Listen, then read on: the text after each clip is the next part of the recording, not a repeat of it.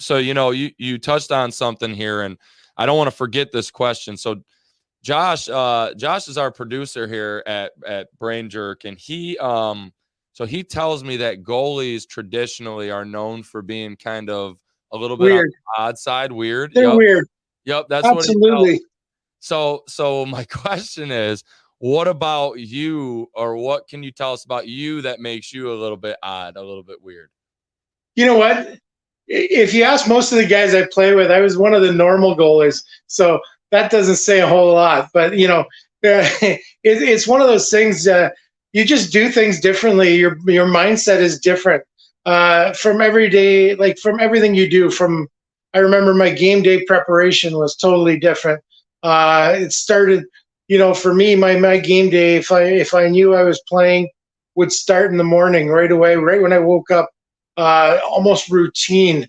What you do in the morning, what you do at your pregame skate, how you get dressed, how you nap, how you do everything. It just became a total routine, and those were the good days, and it was fun to do it. And you look back and you made yourself actually think you're crazy, but it just seemed normal at the time.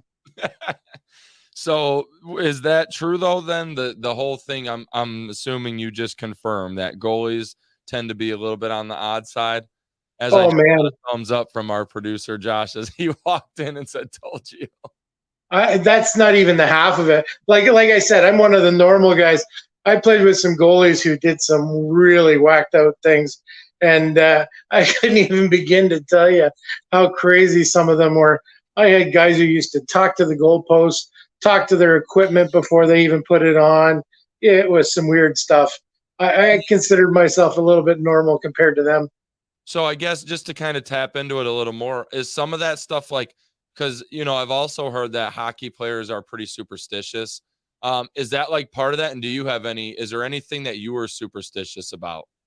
Oh God, you know what? I remember my first NHL game. Uh, we were sitting in Detroit, or we had played in Detroit the night before, Oh and wow. we were down in Chicago, and getting ready to play the Hawks the next day. And at breakfast time, Bob Gainey comes in and tells me I'm starting my first NHL game. So you know what? You're so nervous. I'm like, oh man, I got to get to the rink. I got to get ready. I got to get prepared. So it was a 2 o'clock in the afternoon game. I packed up. We were staying down at the Drake Hotel down in Chicago. I packed up so quick, I forgot to put socks on. Went to the game, no socks on, and middle of winter time, of course. Right. And sure enough, have a good game, 2-1 game. We win in Chicago. So you think I wore socks for the next 5 or 6 games? No chance. So stupid things like that. No, It I was love funny it. because there was actually an article in the USA Today about that. Yeah, they talked about that, how I didn't wear socks, so I went without socks for the next few games. I love that, man. I'm gonna have to find that so I can share that. That's incredible. We had a boxer, Bronco McCart. He was a former champion. He's from Monroe. We had him on, and it was funny because he said the same thing. He said like if he didn't have this certain pair of underwear on during the fight, he felt like he was lost. Like he needed that to have that certain pair of underwear on and have a certain pre-fight ritual and same thing. So it's awesome to like, you know what I mean? Because I know it because I'm around sports, but just so people know, like people in sports, when it comes to superstitions, like we're a little nuts. And even myself, like I'm a high school football coach, and I do all types of other stuff as far as coaching goes. But man, I'm the same way. I'm like this is how Friday has to go for me. It's got to go this way. It can't go any other way. Well, people don't even realize.